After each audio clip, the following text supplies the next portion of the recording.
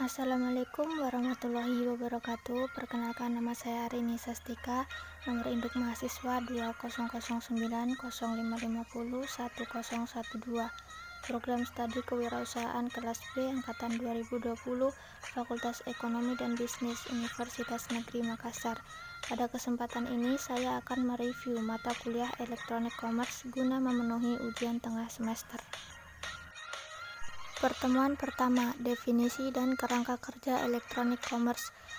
E-commerce atau perdagangan elektronik adalah hasil teknologi informasi yang saat ini sedang berkembang dengan begitu cepat terhadap pertukaran barang, jasa, dan informasi melalui sistem elektronik seperti internet, televisi, dan jaringan komputer lainnya. Namun, berbagai ragam pengertian atau definisi dari e-commerce tergantung cara pandang setiap orang yang memanfaatkannya. Aktivitas perdagangan konvensional tidak jauh berbeda dengan perdagangan basis elektronik atau e-commerce. Berbagai tahapan-tahapan yang dilalui dalam aktivitas tertentu menjadikan istilah saat ini disebut bisnis.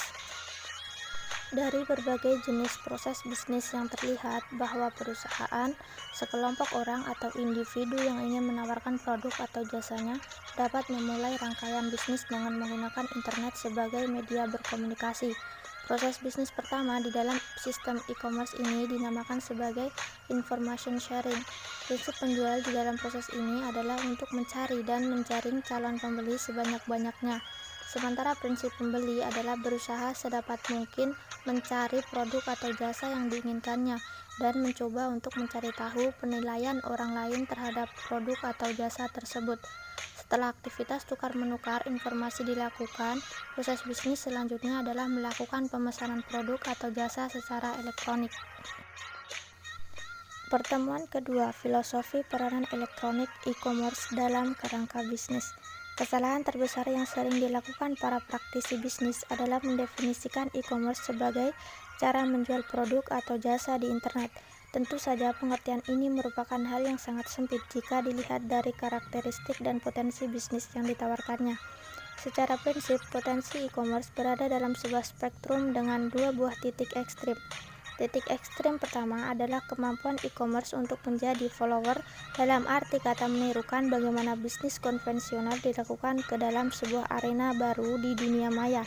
Misalnya, pasar tradisional yang merupakan tempat bertemunya secara fisik antara penjual dan calon pembeli digantikan oleh pasar virtual yang mempertemukan mereka secara terkoneksi ke jaringan internet.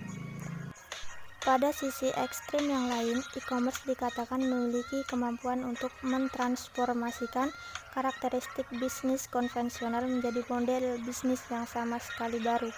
Contohnya, mekanisme pasar bebas free market yang selama ini hanyalah merupakan teori dalam ilmu ekonomi telah menjadi kenyataan sehari-hari di dunia maya.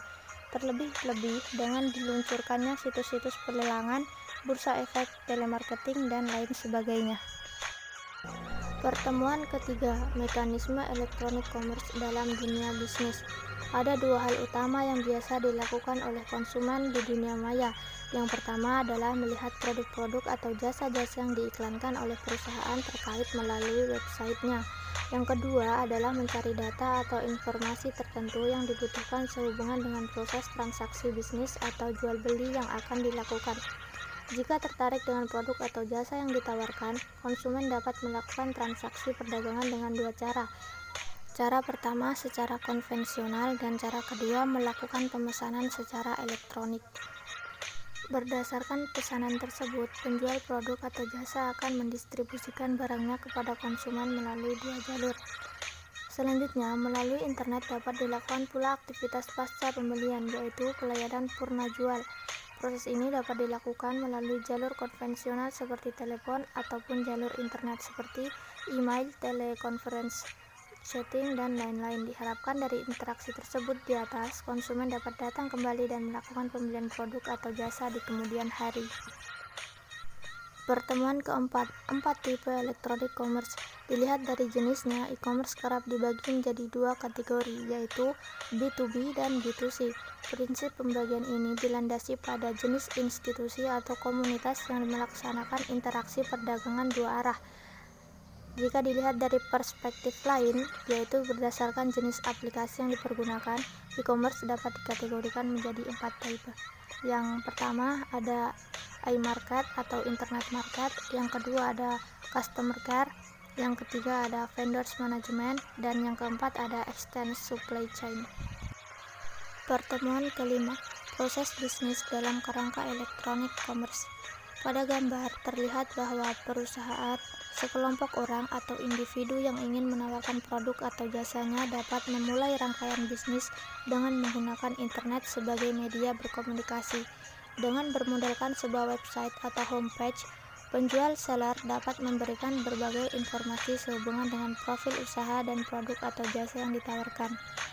Di sisi konsumen, sebagai calon pembeli, internet menyediakan akses secara luas dan bebas terhadap semua perusahaan yang telah mendaftarkan diri di dunia maya. Pertemuan keenam, evolusi elektronik bisnis di perusahaan brosureware. Pada tahap pertama, perusahaan biasanya menggunakan internet sebagai medium untuk berpromosi. Istilah brosureware sendiri memiliki makna dipergunakannya internet sebagai sarana untuk mengembangkan brosur elektronik. Tahapan-tahapan di perusahaan brosureware antara lain brosureware, customer interactive, transaction enabler, one-to-one relationship, communities of interest. Namun, evolusi tersebut bukan pula berarti bahwa perusahaan yang bersangkutan harus secara sekuensial mengikuti tahap demi tahap yang ada. Namun, bagi mereka yang ingin menerapkan elektronik bisnis dengan aman dan terkendali, alur pengembangan aplikasi secara bertahap merupakan pilihan yang baik. Pertemuan ketujuh, arsitektur bisnis dan teknologi dalam pengembangan elektronik commerce. Dalam berbagai teori manajemen dikatakan bahwa skenario pengembangan teknologi informasi harus sejalan dengan strategi bisnis perusahaan. Sejalan dalam arti kata bahwa dalam tataran strategis dan aktivitas operasional, pengembangan teknologi informasi secara e-commerce harus berada dalam kerangka arsitektur bisnis perusahaan. Kompleksitas arsitektur bisnis semakin bertambah tinggi sejalan dengan cepatnya perubahan yang terjadi di dalam perusahaan sebagai jawaban atas dinamika lingkungan bisnis yang sedemikian cepat berubah.